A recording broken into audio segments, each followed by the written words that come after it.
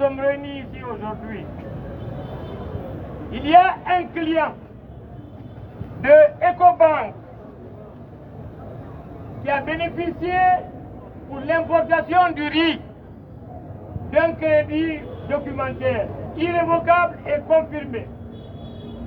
À sa demande, EcoBank a réalisé l'opération. Au débouclement de l'opération, le client n'avait pas la provision.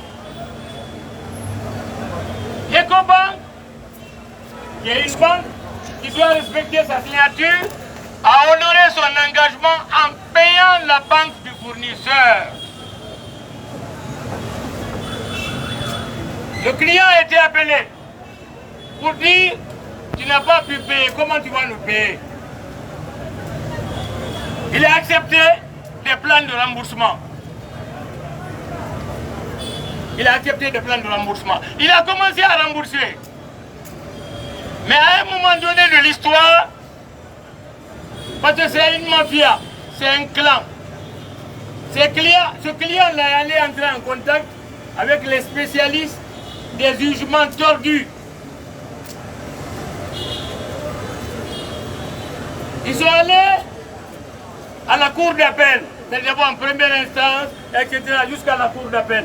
La première instance, EcoBank a raison. À la cour d'appel, le jugement qui a été rendu dit que EcoBank a tort. EcoBank doit payer à ce client indélicat, à ce client qui a pris le crédit, 115 milliards. 115 milliards. Est-ce que si EcoBank paye 115 milliards, elle ne va pas fermer? Est-ce que nous allons l'accepter? Non. Est-ce que nous allons l'accepter? Non. Il faut dire non. Mais allez encore. Non.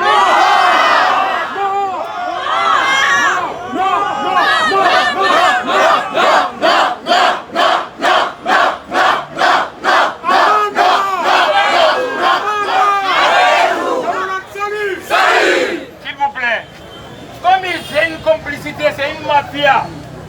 Ils ont pris des huissiers de justice. Ils ont produit une grosse exécutoire. Ces huissiers de justice sont venus ici inventorier tous les véhicules de EcoBank pour que dans la rue, on puisse descendre le directeur de EcoBank, prendre sa voiture, parce que c'est saisi-vente. On prend, on vend.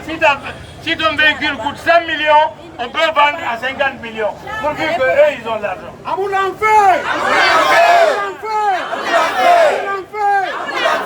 Après, ils vont s'attaquer au matériel de EcoBank. Pour faire ça, il faut marcher sur l'eau. Oui ou non? Oui. Ça, c'est EcoBank. Afriland First Bank. Parce que je vous informe, après ici, vous me suivez jusqu'à Afriland. Là-bas au marché, on va leur dire aussi. Exactement. Afriland First Bank, c'est une marchandise importée par une société de la place. Il y a une autre société qui a voulu la marchandise, qui n'avait pas d'argent. En faveur de ce client et pour le compte du client et en faveur de ce bénéficiaire, Afriland a avalisé une traite à hauteur de 9 milliards.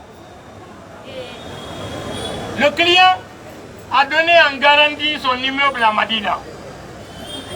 Le client a versé sous forme de provision 2 milliards sur les 9 milliards. Au débouclement, il n'avait pas de complément. Qu'est-ce que la banque a fait? La banque, quand elle prend l'engagement, elle paye.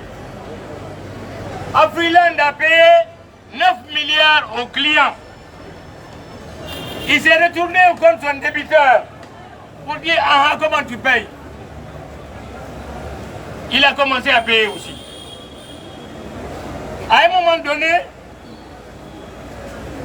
Afriland a haussé le temps pour dire il faut me rembourser maintenant. Sinon, on va faire jouer la garantie, vendre l'immeuble qui est à Madina. On a pris des experts pour évaluer l'immeuble. Le débiteur indélicat, c'est mafieux qui existent en Guinée. Il faut aller voir leur clan. Ils ont fait le montage du dossier. Ils sont venus dire, regardez, hein, ils sont venus dire, sur le compte du client, le client s'appelle Saka. Le bénéficiaire s'appelle Sapricom. On est venu regarder l'expert qu'ils ont envoyé. Il dit, ah, oui, il y a la garantie, il y a tout ça, mais il n'y a pas une ligne de crédit. Il n'y a pas une ligne de crédit, il n'y a pas une ligne de crédit et un engagement. Alors que la traite est là, l'engagement est là, les garanties sont là. Ils sont allés utiliser ça contre Afriland. Le jugement a été rendu. Une grosse a été émise. Afriland est attaqué. Aujourd'hui, on a demandé à Afriland de payer, au lieu de 7 milliards, 17 milliards. Moutondi 17